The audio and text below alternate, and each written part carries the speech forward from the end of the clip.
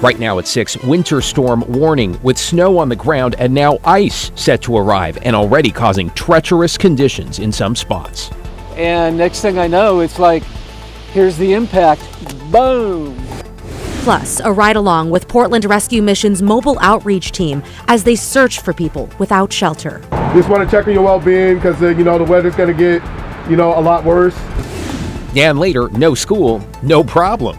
How kids in the Portland Metro made the most of their first snow day of the season. I sled with my cousins and play on the playground and slide down and fall on purpose.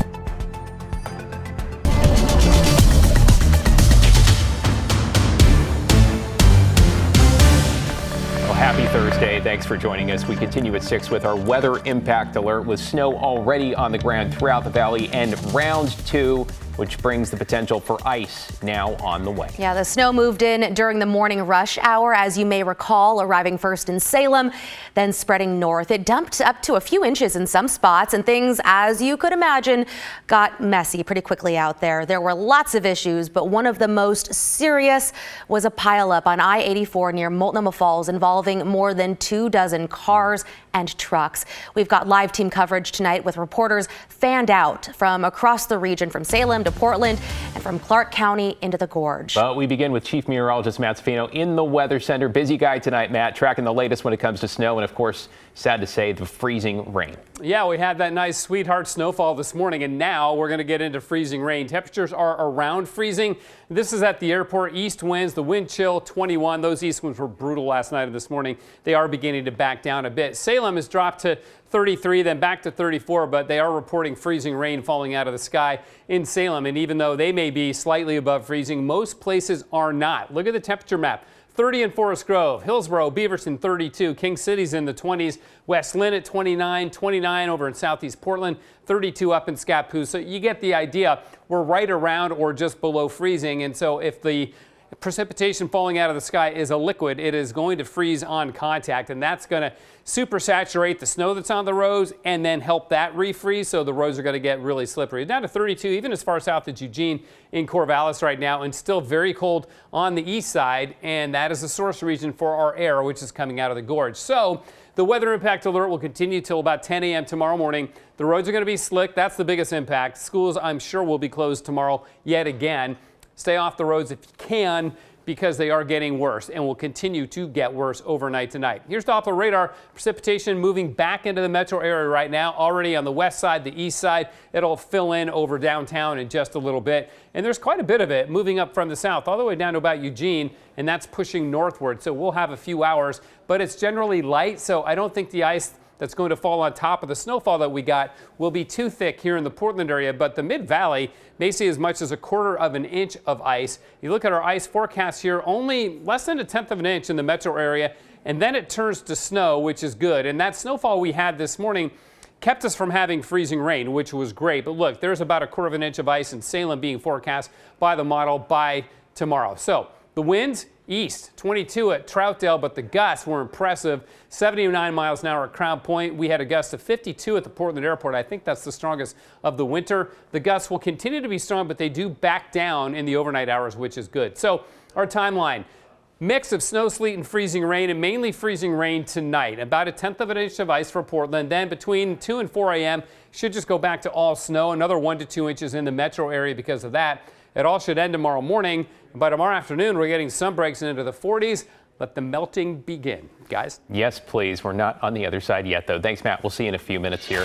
We want to take you out and take a live look from our ODOT cam. This is I-84, I understand, around 258th, I think, Troutdale area. So further east from that, westbound I-84 that's inbound to Portland through the gorge remains closed after a massive pileup involving more than 24 vehicles near Multnomah Falls, including at least one that caught on fire.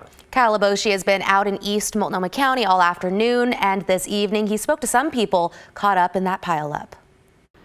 Emergency crews went vehicle to vehicle to make sure everyone is okay and getting the help that they needed. They told drivers and passengers, stay put for safety's sake, although it is bitterly cold.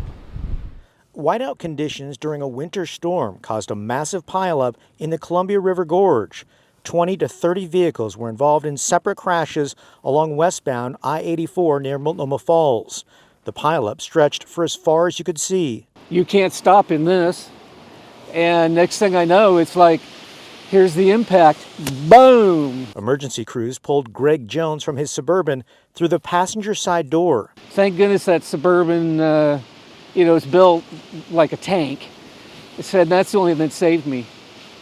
If I was in a little subcompact car, I wouldn't survive. An SUV involved in the crash burst into flames.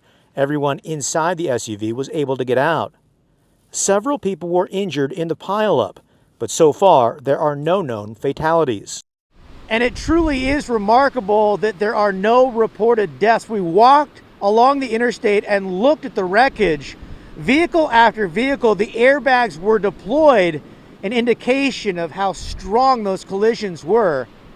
At this hour, the cleanup continues. Interstate 84 westbound remains closed at Multnomah Falls. Kyle Aboshi, KGW News. Kyle Aboshi filing that report from the gorge. Now to Clark County, where it was also a mess this morning. Take a look at that truck sliding sideways there along I-5 in Vancouver.